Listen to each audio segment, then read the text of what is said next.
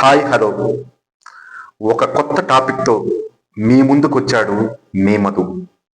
కొత్త టాపిక్ అంటే కొత్త టాపిక్ ఏం కాదు, పాత టాపిక్కే. కానీ దీన్ని చర్చించుకోవడానికి ఇష్టపడరు, చెప్పుకోవడానికి ఇష్టపడరు. అటువంటిది అదే. దీన్ని అనేక ప్రాంతాల్లో అనేక విధాలుగా చండాలంగా పిలుస్తూ ఉంటారు.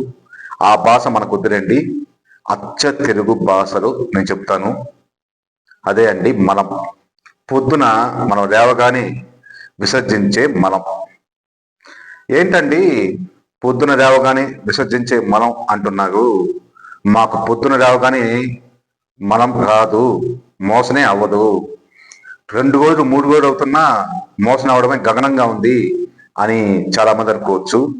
దీన్నే మలబద్ధకం అంటారు. ఈ మలబద్ధకానికి ప్రధాన కారణం వాకింగ్ వెళ్ళకపోవడం, వ్యాయామం చేయకపోవడం, నీళ్లు తక్కువగా తాగటం, పీచు పదార్థం తీసుకోకపోవడం, ఇలా అనేక కారణాలు.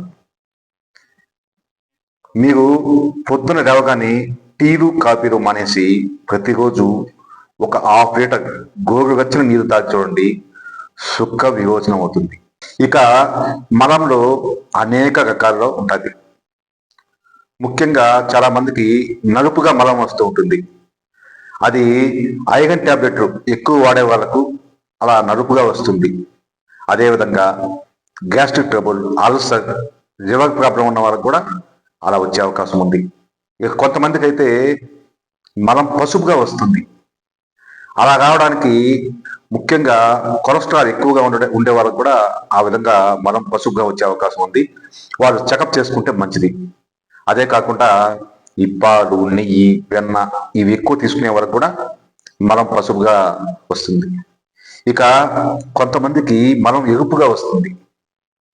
అది ముఖ్యంగా ఎందుకు అంటే ఫైల్స్ ఉన్న వాళ్ళకి మలం ఎరుపుగా వస్తుంది. అంతేకాకుండా బీట్రూట్, క్యారెట్, టమాటా ఎక్కువ తీసుకునే వాళ్ళకి కూడా ఆ విధంగా వచ్చే అవకాశం ఉంది. ఇక లూజ్ మోషన్స్ చాలా మందికి వస్తూ ఉంటాయి. అది చాలా డేంజర్. అటువంటి వాళ్ళకి ఎందుకు వస్తుంది అంటే వీళ్ళు మసాలా ఫుడ్, నూనె పదార్థాలు, పాడైపోయిన పదార్థాలు తీసుకోవడం వల్ల ఇటు ఈ విధంగా మోషన్స్ వస్తూ ఉంటాయి. వాళ్ళు వెంటనే డాక్టర్ని సంప్రదించాలి.